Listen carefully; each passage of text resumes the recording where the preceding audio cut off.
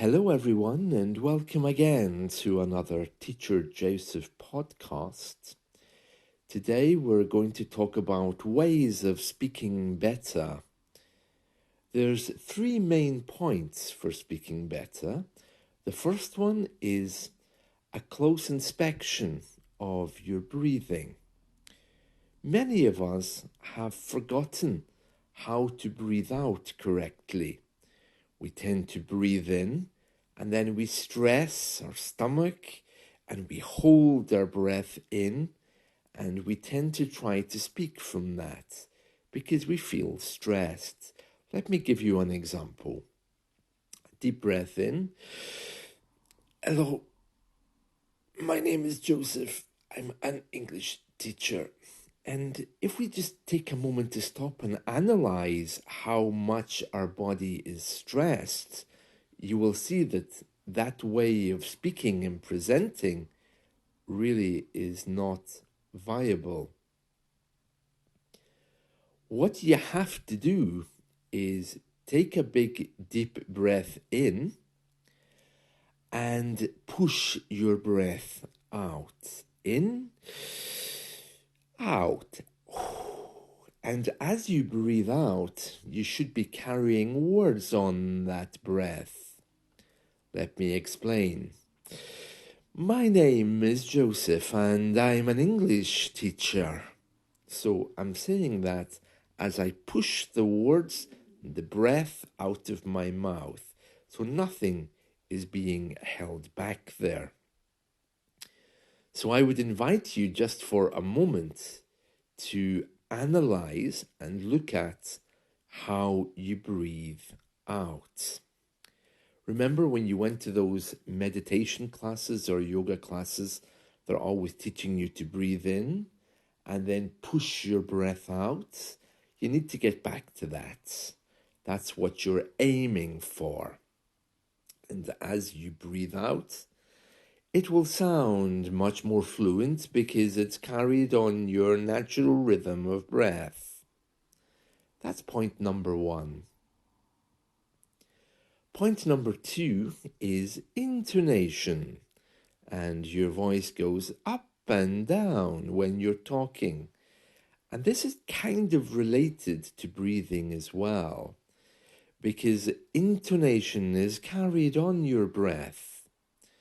We usually start with our voice high, and we bring it down, and then up and down. Now, of course, I'm exaggerating these points just a little bit.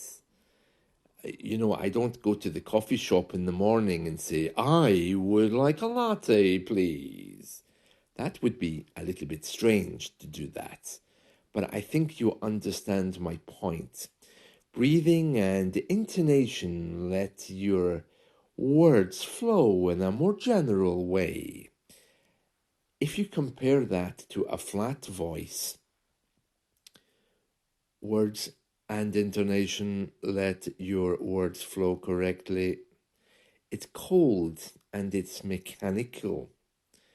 And also if I say something like, my name is Joseph and I'm an English teacher, it sounds like I'm just about to rush away and sign up for the Vatican's chanting course, doesn't it? But that's not the way it is.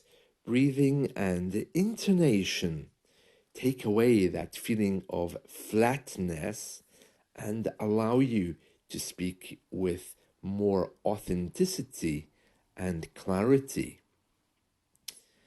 British people often use these things to hide their true emotions. And if you look at the way politicians speak, they are experts at using intonation to close down conversations by always bringing the voice down at the end of their sentences, giving a psychological message that the subject is closed. Newsreaders do this as well, and the reason why they do it is because they're only presenting the news. They didn't invent it. You're not getting their opinion. You're simply hearing them tell you what's happening. So if you listen to the end of a news story, for example, 30 people were killed today in an explosion in another country. So you can hear there that by the end of that, there's no question about it and you can't argue with it. She's closed it and she's moving on to the next story. So there's all these kind of psychological messages that we're given in our culture. And it's really to stop people arguing with us, and it's our way of hiding our real emotions. So if someone asks you a very personal question that you don't want to answer, if you said, I don't think I want to continue this conversation, you're giving a hint there, I'm not comfortable talking about this, but ask me anyway. Whereas if you close the conversation by bringing your voice down, I don't feel comfortable talking about this with you. Thank you.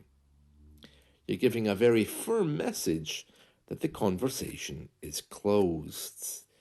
Now, it seems a little bit rude, but that's how we close down conversations in English. If someone is impolite enough to ask you such a personal question, then sometimes you have to be impolite enough back with them so that they realize what you mean. The last point is linking and blending the words together. And that's when we smooth the words together on a breath. And we can do this by joining the words together or lining them up.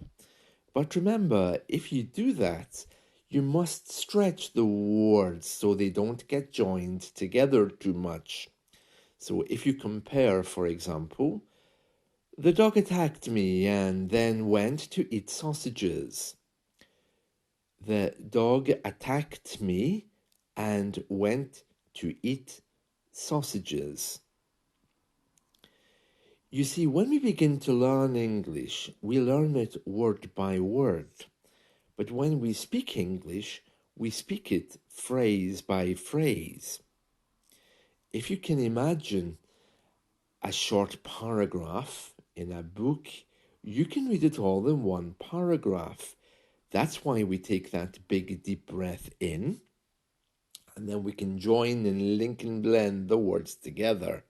For example, Lucy and Peter used to go on a date, that is, until Lucy killed Peter. Then she decided to eat sausages. You can see there that it's all joined up and it was said in one breath, even with a gap between two sentences. There we are. So it's something for you to think about and it's something for you to practice. When we do these things, always shadowing is the best way to hear how we speak. Just a final note on linking and blending the words together. If a soft sound meets a hard sound, or a hard sound meets a soft sound, you can move the words. For example, the tap isn't switched off. Okay, so the tap isn't switched off. If I move the P of tap, okay, over to the I of isn't, it becomes the tap isn't switched off. The tap isn't switched off. And I've managed to obliterate the space and it sounds smoother. I can do the same with another part of that sentence. For example, and the kitchen door is closed. So let me try to see if I can move that S over to C. Is closed. Is closed. Is closed. And by working with this, you can get a very smooth presentation without the space. It's really, really important. So that's just a few tips for you to think about today. I hope you've enjoyed this. Do review my old podcasts, please. There's loads there about speaking better, grammar, points of UK life and culture, and I'm sure you would enjoy them. Go to the italki app underneath my profile picture, Teacher Joseph. Please do hit the subscribe button. Thank you very much, and I'll see you all again soon. Bye.